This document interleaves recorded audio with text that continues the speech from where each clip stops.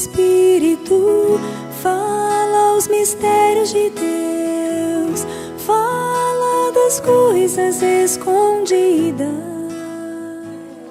Ao 11. João 2? Isso.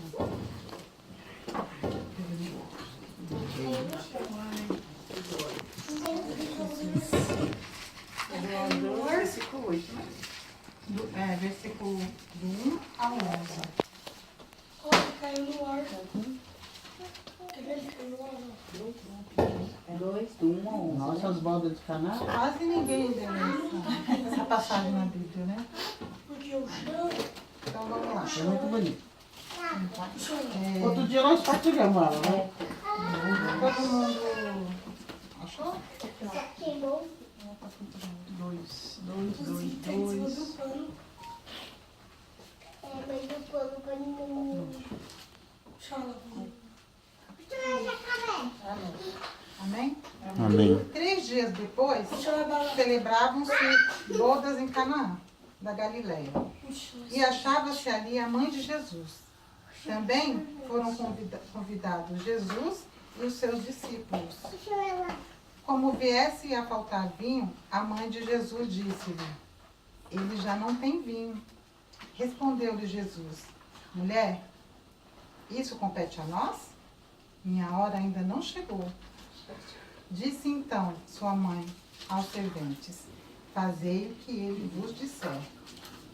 Ora, achavam-se ali 6 talhas de pedra para as purificações dos judeus, que continha cada qual 2 ou 3 medidas. Jesus ordenou-lhes: enchei as talhas de água. Eles encheram-nas até em cima. Tirai agora, disse Jesus, e levai ao chefe dos serventes. E levaram. Logo que o chefe dos serventes provou da água tornada vinho, não sabendo de onde era, se bem que o soubessem os serventes, pois tinham tirado a água, chamou o noivo e disse-lhe: é costume servir primeiro o vinho bom, e depois, quando os convidados já estão quase embriagados, servir o menos bom. Mas tu guardastes o vinho melhor até agora. Esse foi o primeiro milagre de Jesus. Realizou-o em Caná da Galileia. Manifestou a sua glória e os seus discípulos creram nele. Palavra da salvação. Glória a vós, Senhor. Então vamos lá. Essa passagem da Bíblia vem falar para nós sobre o início da vida pública de Jesus, né? Que no versículo 11 diz: esse foi o primeiro milagre de Jesus. Então, iniciou-se a partir desse milagre a vida pública de Jesus e realizou em Caná da Galileia, manifestou a sua glória e os seus discípulos creram nele. Então, foi a partir deste momento que os discípulos começaram realmente a crer em Jesus, a partir deste milagre, que foi a iniciação da vida pública de Jesus. E aqui, a proposta que eu tenho aqui para trazer para vocês é trazer essa passagem para a nossa realidade aqui, para a nossa vida, para o nosso cotidiano. E trazendo para a nossa realidade, qual é a proposta? É substituir os elementos que estão na passagem. As talhas de pedras, por exemplo. As talhas de pedras somos nós, né? Nós que temos que ser preenchidos muitas vezes. Muitas vezes estamos vazios, igual as talhas daqui da passagem bíblica. E o vinho? O vinho é aquilo que nos preenche como seres humanos. É a solução para o problema, o milagre. Aqui na festa, muitas vezes eu já vi muitas pessoas falarem que o vinho na Bíblia significa alegria, né? Então aqui, acabou o vinho, acabou a alegria. E ele também, o surgimento do vinho novamente, é um milagre, né? É o que estava precisando naquele momento. E muitas vezes o vinho, muitas vezes a gente precisa também do vinho, um milagre para as nossas vidas. Preencher também as nossas talhas. E o problema aqui é o quê? As talhas vazias. É o fim de tudo. Só restou o cheiro. O que se faz com o vidro de perfume quando acaba o perfume? Joga fora. Joga fora. Ou então guarda, né? Se for muito bonito, guarda, faz uma outra coisa, mas ele perde a utilidade. A mesma coisa também as talhas. As talhas estavam ali, mas e não tinha nada dentro dela. Posso falar só? Pode. Eu vi que essas talhas, elas eram utilizadas para a purificação dos judeus, né? Que os judeus, para entrar e sair das casas, eles lavavam as mãos ou o corpo inteiro. E eles achavam que isso os purificava, mas isso não estava na lei. Então era um costume deles para que eles fossem purificados. E essas talhas, por essas medidas, cabiam um homem praticamente inteiro, né? Então, ainda sendo um costume de purificar-se ao sair e entrar da casa, essas talhas, elas estavam vazias. Então, nem o que era de costume fazer para a purificação, os judeus daquele lugar estavam fazendo mais. Então, além de tudo, essas talhas vazias, elas estavam inutilizadas. Até para o que elas serviam, elas não estavam sendo utilizadas. É como um vidro de perfume, né? Perdeu a utilidade. Estava lá só como um adorno. Sim. É muito boa essa reflexão. Muitas vezes também a gente se sente como essas talhas, né? Como se tivesse chegado no fim. Precisando de ser preenchido também. E da onde que vai vir isso que preenche a gente, esse milagre, esse vinho? Do nada. Como que vai surgir? Só Jesus que pode fazer isso conosco, né? Ninguém mais. E as talhas eram de pedra, né? De pedra. Pedra na Bíblia significa o quê?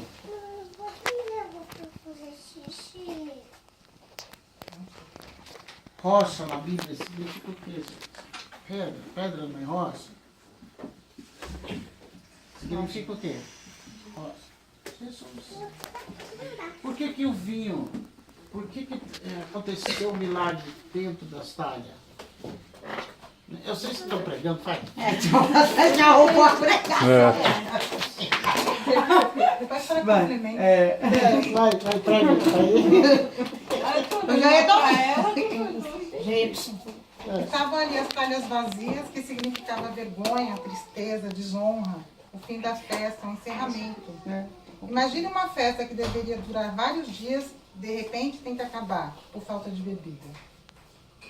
Nessa época, isso era motivo até para o cancelamento do casamento. Mas quando Jesus entra, toda essa história muda. Amém. Detalhe, antes do milagre, as talhas estavam sujas, com vinho inferior, que conforme o mestre Sala falou, o último vinho é o vinho inferior, né? E Jesus mandou lavar essas talhas?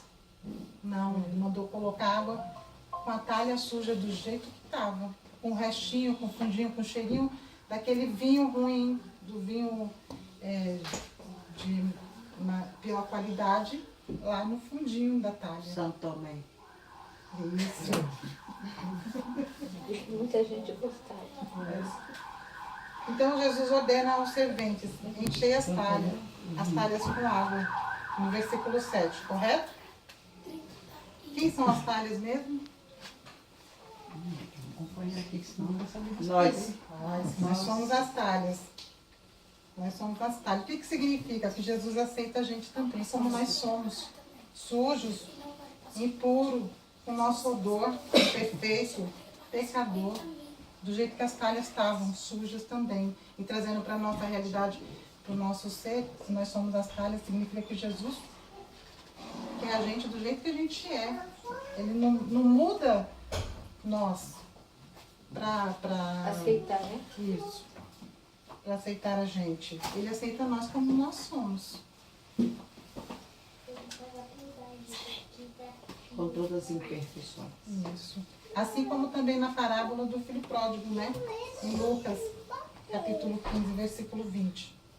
O pai abraçou o filho pródigo sujo do jeito que ele estava. Né? Ele não mandou o filho pródigo tomar um banho para depois ele abraçar.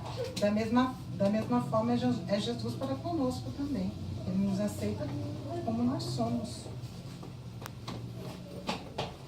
A talha permaneceu igual, com as mesmas imperfeições externas, suas características permaneceram, o que foi mudado era o que estava dentro.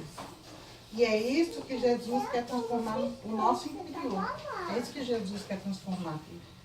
O nosso interior, não a parte externa nossa. Muitas vezes ele quer transformar o quê? O vinagre que a gente vira. Muitas vezes a gente deixa de ser vinho e vira um vinagre. E Jesus quer fazer desse vinagre que muitas vezes a gente se torna em vinho novo. E... Vinagre azedo.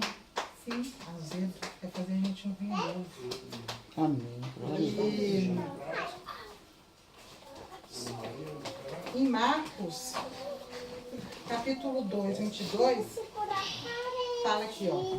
E ninguém põe vinho novo em odres velhos. Se o fizer, o vinho se arrebentará e se perderá juntamente com os odres. Mas para vinho novo, odres novos. Então, as talhas eram novas, as talhas eram velhas. E o vinho? O vinho novo. Quando acontece nos odres, o exemplo que foi dado na passagem de Marcos, estouraria. E eu fui pesquisar como que é o processo de fermentação também do vinho. E ele feito em talhas, o que acontece? Ele também fermenta. E ele estoura o vidro. Precisa de um pano úmido para dar a umidade, para resfriar o líquido que está lá dentro, para poder transformar. Mas olha como Jesus é poderoso. Ele fez em odres velhos, em talhas velhas, criou um vinho novo, Da melhor qualidade. não quebrou. Ou seja, Né? ele fez 2 milagres. É. Né? Ele fez 2 milagres. Ele fez milagre no vinho e fez milagre na talha. Na né? talha. Exatamente. E se a gente... Pode falar. Não, é só a visão, não é? Só a Eu visão, vou é. tomar a pregação. Se a gente for olhar, nós somos as talhas. E se Deus colocar o vinho novo em nós, olha como ele é tão perfeito, a essência de Deus é tão perfeita. Ele coloca o vinho novo em nós, do jeito que nós estamos. E conforme vai acontecendo a fermentação, ele vai nos moldando. E nos adequando, Nos adequando. né? Nos adequando à qualidade do vinho, Do vinho, da é. essência. Sim, porque se a Vinho gente do parar bom, pra... vinho do bom, vinho Se a gente bom. parar também para olhar para a natureza, me veio, quando eu estava tomando banho, me veio o pensamento da borboleta. A borboleta passa por uma metamorfose. Mas para a lagarta virar a borboleta, ela tem que estourar o casulo. A nossa metamorfose. Né? Ela tem que abrir o casulo para poder virar a borboleta. E Jesus não quebra nada. Ele mantém, ele muda o que está lá dentro. Né? E muitas vezes a gente busca fora de Jesus outras alternativas que acabam destruindo a gente. A nossa vida. E destrói fisicamente, mentalmente. Todos os mentes que a gente puder imaginar, a gente acaba destruindo, né? Para buscar uma transformação, para buscar uma mudança, para buscar nos preencher, né? Porque a gente está buscando se preencher muitas vezes em coisas mundanas. Antes do milagre, temos alguns personagens essenciais para que o milagre acontecesse. A Nossa Senhora, que intercede a Jesus, ela é intercessora, né? E ela não usou muitas palavras, né? No capítulo 2, versículo 3 e no 5. Ela falou, eu falei, é legal, aí eu fui ler. E aí eu até estava conversando com a Maria. Eu falei, tem umas coisas que, não sei se as meninas sabem, mas a gente tá nova nesse lance aqui de... Então a gente tá aprendendo, né?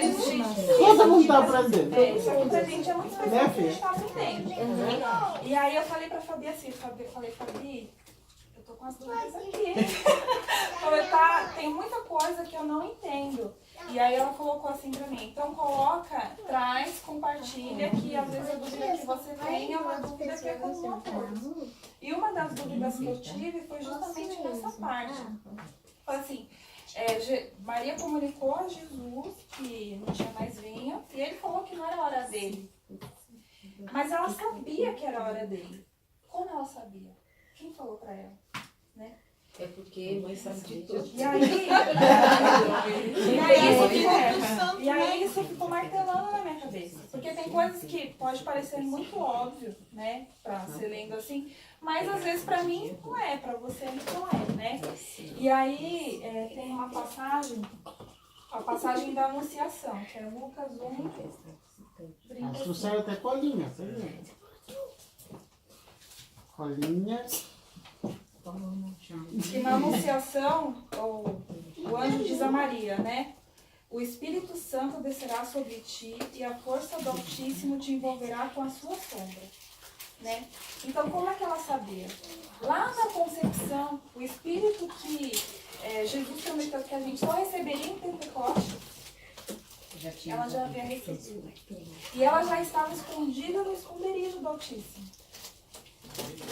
E ela Comendo, gente. Vamos Até comer amanhã de manhã. Glória a Deus. só queria completar com essa passagem de Romanos, que diz assim, Romanos 12. Eu vos exorto, pois, irmãos, pelas misericórdias de Deus, oferecerdes vossos corpos em sacrifício vivo, santo, agradável a Deus. Este é o vosso culto espiritual.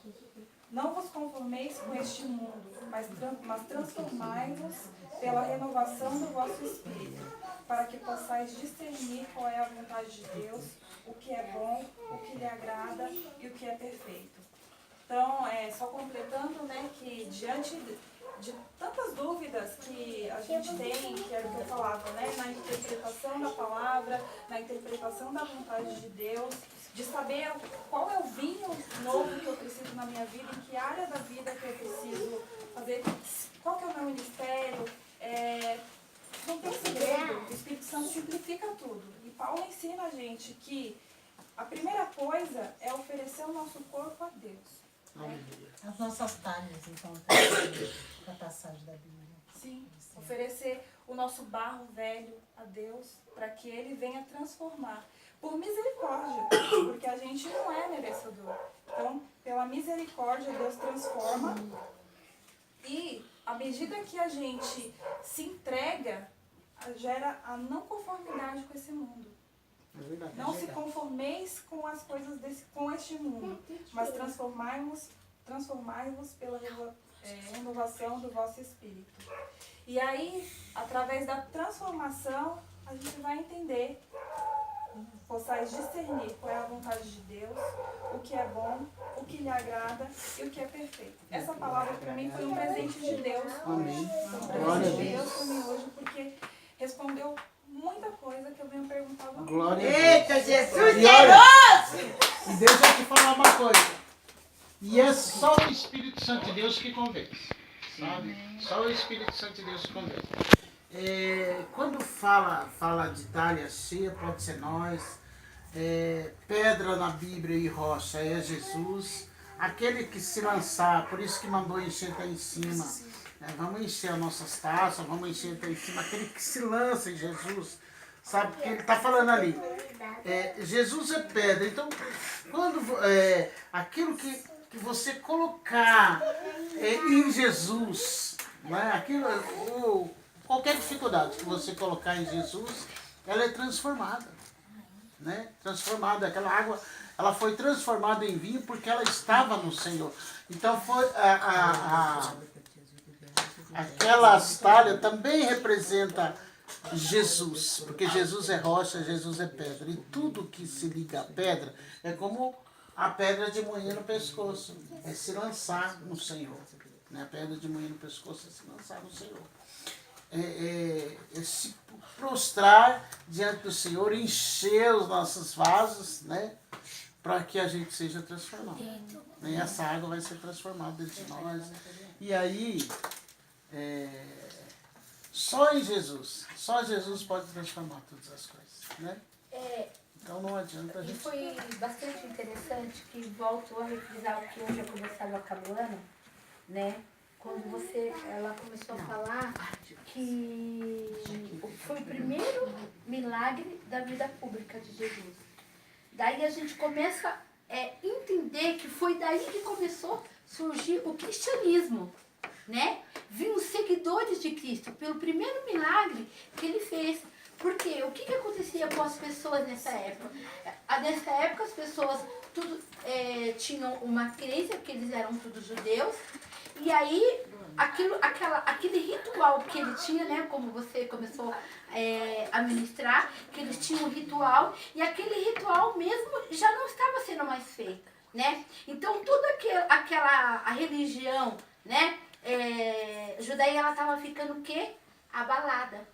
E aí o cristianismo foi crescendo, aonde as pessoas ouviam falar daquele Jesus que fazia um milagre e que elas queriam ser abençoadas e agraciadas, mas não pelo milagre que ele fazia, né? Pela palavra que ele fazia e o testemunho que ele dava, que era da própria vida, anunciar o reino. Onde eu volto a falar, né, que é isso que nós precisamos ter, que é o querigma, que é essa vontade de falar de Cristo e convencer esse Cristo a qual vocês hoje nos convenceu que ele existe e que nós possamos sair daqui, não um homem mais morto, mas um homem vivo para uma vida eterna, que hoje o nosso corpo vai se desprender da vida terrena e que hoje nós vamos ser lançados para o Espírito Santo. Hoje vocês não estavam preparados para receber esse Espírito Santo, a qual eu falava para a Luana hoje, Lu,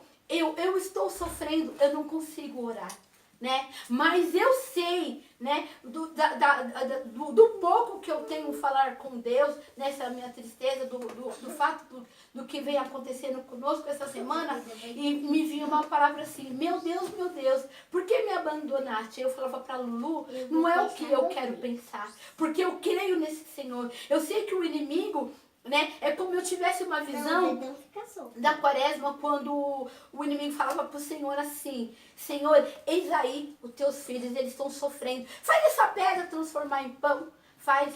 E ele falava assim, nem só de pão vive o homem, mas a palavra que procede da boca de Deus. E hoje nós viemos buscar a palavra, e é essa palavra que nos conforta, e essa palavra que vem nos revigorar. Mas o que faz nós vivermos é a palavra do Senhor. É a palavra, filha. Hoje o nosso corpo vai ficar. Mas o que vai subir vai ser a nossa alma, é o nosso espírito, porque é ele que nos convence. E o nosso corpo pertence ao Senhor. Mesmo que o inimigo ele veio roubar do que nós precisamos, mas hoje nós ouvimos falar que o inimigo roubou o nosso corpo, mas o nosso espírito... Não, porque o seu espírito anda onde?